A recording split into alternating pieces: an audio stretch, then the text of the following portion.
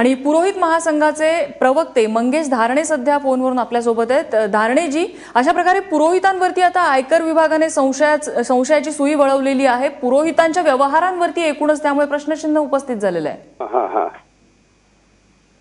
तर आता मला तुम्ही एक सांगा का दुपारपासून तुम्ही दाखवून राहिले का 1 लाख रुपये साधारणतः नारायण नागबलीचे देऊ शकतात, तर असं एखादं नाव तुमच्याकडे आहे का की 1 लाख रुपये त्या माणसाने नारायण नागबलीच्या माध्यमातून दक्षिणा दिलेली आहे? एखादं नाव आहे तुमचं विधान पूर्ण करा, तुमचा दावा काय आहे तो पूर्ण करा। एखादं नाव तुमच्याकडे आहे का की 1 लाख रुपये त्या माणसाने नारायण नागबलीसाठी दक्षिणा दिलेली आहे? नागबळीसाठी 1 लाख रुपये वापरले जातात असं आमच्याकडे कुठेही दावा केलेला नाहीये अख्ख्या जगामधून।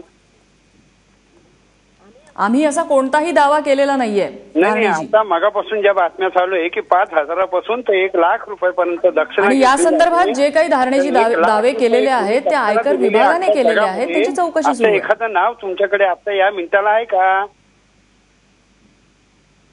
पण मग सध्याचे रेट्स काय तुमचे? गेल्यानंतर त्र्यंबकेश्वर असो, अख्ख्या भारतभरातल्या कुठल्याही तीर्थक्षेत्रावर गेल्यानंतर कमीत कमी 500 रुपये रोज त्याला त्या रूमचा भाड्यासाठी राहण्यासाठीचा द्यावा लागतो।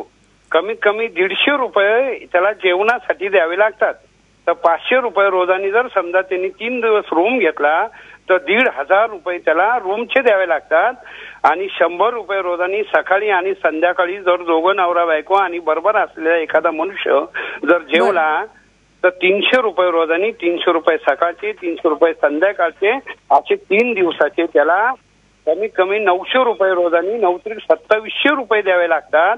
तर या पार्श्वभूमीवर त्याचं धोतर, त्याचं उपरणं, त्याचे कपडे, त्याची राहण्याची जागा, त्याच्यासाठी लागणार जेवणाचा खर्च, इतर वेळेस लागली ती भूक, त्र्यंबकेश्वर मध्ये बटाटा वडा किंवा अख्ख्या भरामध्ये कुठेही बटाटे वडा रस्ता घ्यायचा झाला तर कमीत कमी 40 रुपये।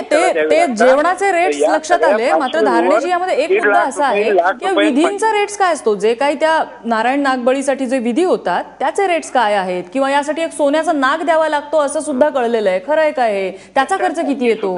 तुम्हाला सांगतो, त्याच्यासाठी सुद्धा तो जो सुवर्णाचा नाग आहे तो 1/2 ग्रॅम, त्याची ज्याची शक्यता आहे तर 1/2 ग्रॅम, 1 ग्रॅम, 1 ग्रॅम त्याची जी शक्यता असेल ती त्यांनी द्यावी असं त्याच्यामध्ये आम्ही त्यांना सांगतो। कमीत कमी 100 यात्रेकरूंमध्ये 99 यात्रेकरू असे असतात की त्यांना आम्ही आमच्या घरामधूनच जो काही आमच्या घरामध्ये उपलब्ध असेल ती व्यवस्था त्यांना उपलब्ध करतो। द्यायची झाली तर दक्षिणा द्या, नसल द्यायची तर नका देऊ, पण त्याला जर भाड्याला पैसे जर कमी असले तर माझे आजोबा, माझे वडील, मी स्वतः आणि माझा मुलगा। ठीक आहे, धारणेजी, तुमचा मुद्दा लक्षात आला, धन्यवाद। तुम्ही एबीपी माझालाही प्रतिक्रिया दिली त्याबद्दल।